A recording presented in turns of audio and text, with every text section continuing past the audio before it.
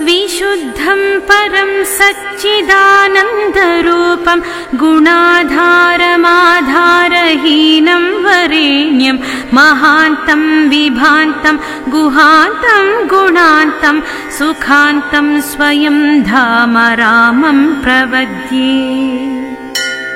शिवं नित्यमेकं विभुं तारकाख्यं सुखाकारमाकारशून्यं सुमान्यं महेशं कलेशं सुरेशं परेशं नरेशं निरीशं महेशं प्रपद्ये।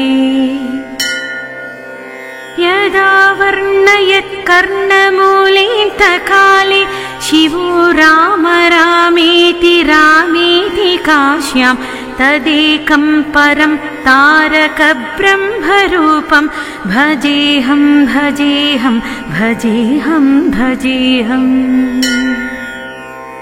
महारत्नपीठे शुभे कल्पमूले सुखासीनमादित्यकोटिप्रकाशं सदा जानकी लक्ष्मणोपेतमेकं सदा रामचन्द्रं भजेऽहं भजेऽहम्। क्वणद्रत्नमञ्जीरपादारविन्दं लसन्मेखलाचारुपीताम्बराढ्यं महारत्नहारोल्लसत्कौस्तुभाङ्गं नदच्छच्चरीमञ्जरीलोलमालम्। लसच्चन्द्रिकास्मेरशोणाधराभं समुद्यत्पतङ्गेन्दुकोटिप्रकाशं नमद्ब्रह्मरुद्रादिकोटिरत्न स्फुरत्कान्तिनी राजराजाधिताङ्घ्रिम्। पुरप्राञ्जलीनाञ्जनेयादिभक्तान् स्वचिन्मुद्रया भद्रया बोधयन्तं भजेऽहं भजेऽहं सदा रामचन्द्रं त्वदन्यं न मन्ये न मन्ये न मन्ये। यदा मत्समीपं कृतान्तः समेत्य प्रचण्डप्रकोपैर्भटैर्भीषयेन्मां सदा विष्करोषि त्वदीयं स्वरूपं सदा पत्प्रणाशं सकोदण्डबाणम्। निजे मानसे मन्दिरे सन्निधेः प्रसीद प्रसीद प्रभो रामचन्द्र ससौमित्रिणा कैकेयीनन्दनेन स्वशक्त्यानुभक्त्या च संसेव्यमान। स्वभक्ताग्रगण्यैकपीशैर्महीशैः अनेकैरनेकैश्च राम प्रसीद नमस्ते नमोऽस्त्वीश राम प्रसीद प्रसाधि प्रसाधि प्रकाशं प्रभो माम्। त्वमेवासि दैवं परं मे यदेकं सुचैतन्यमेतत्त्वदन्यं न मन्ये। यतो भूतमेयं वियद्वायुतेजो जलोर्व्याधिकार्यं चरं चाचरं च।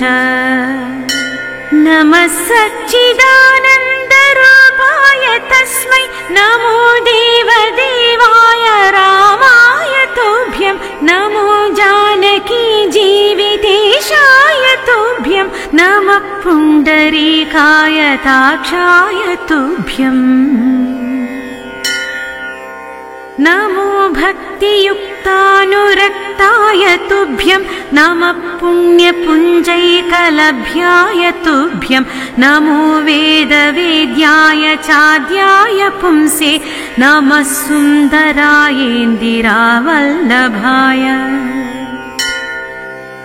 नमो विश्वकर्त्रे नमो विश्वहर्त्रे नमो विश्वभोक्त्रे नमो विश्वमात्रे नमो विश्वनेत्रे नमो विश्वजेत्रे नमो विश्वपित्रे नमो विश्वमात्रे।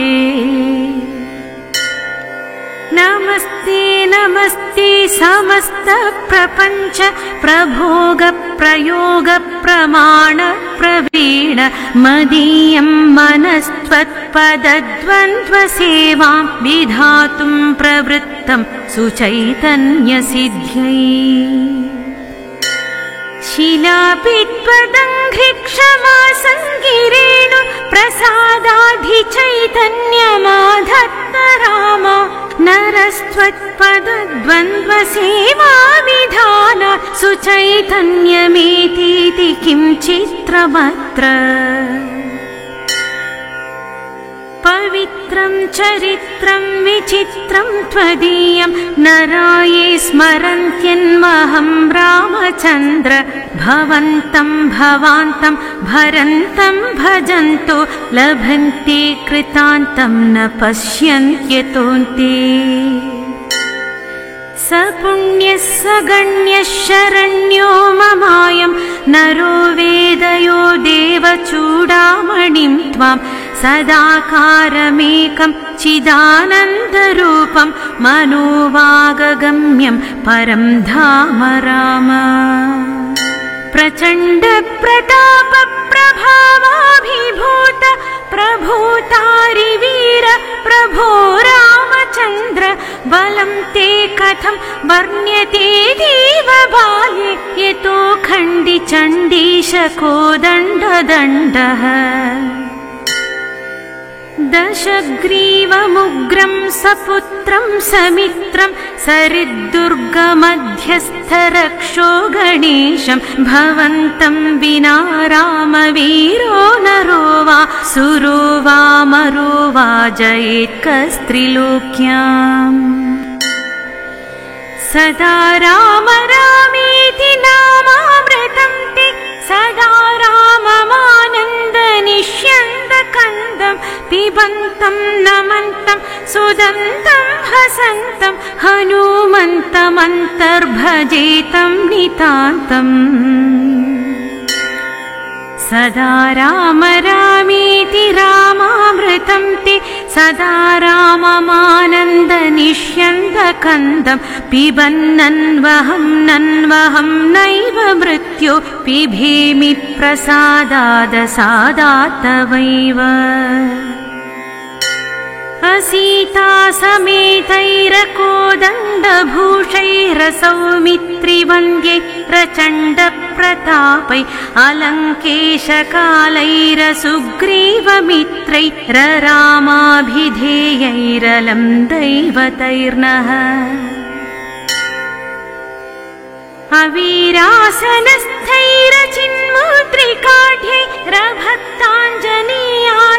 अवीरासनस्थैरचिन्मुद्रिकाढ्यैरभक्ताञ्जनेयादितत्त्वप्रकाशै अमन्तारमूलैरमन्दारमालैररामाभिधेयैरलं दैवतैर्नः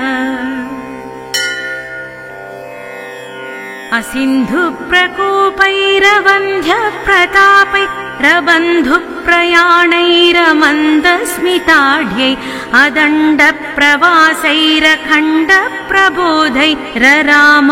अदण्डप्रवासैरखण्डप्रबोधैररामाभिधेयैरलं दैवतैर्नः हरे राम सीतापते रावणारे खरारे मुरारे सुरारे परेति लपन्तं नयन्तं सदा कालमेवं समालोकयालोकया शेषबन्धो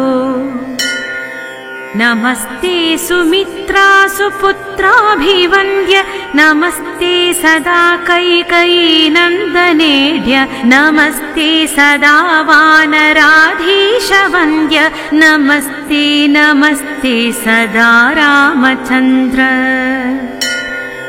प्रसीद प्रसीद प्रचण्ड प्रताप प्रसीद प्रसीद प्रचण्डारिकाल प्रसीद प्रसीद प्रसन्नानुकम्पिन् प्रसीद प्रसीद प्रभो रामचन्द्र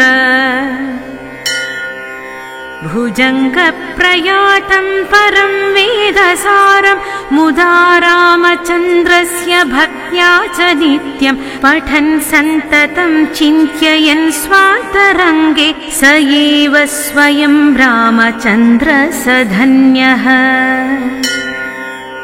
इति श्रीरामभुजङ्गप्रयातस्तोत्रम् सम्पूर्णगुणैः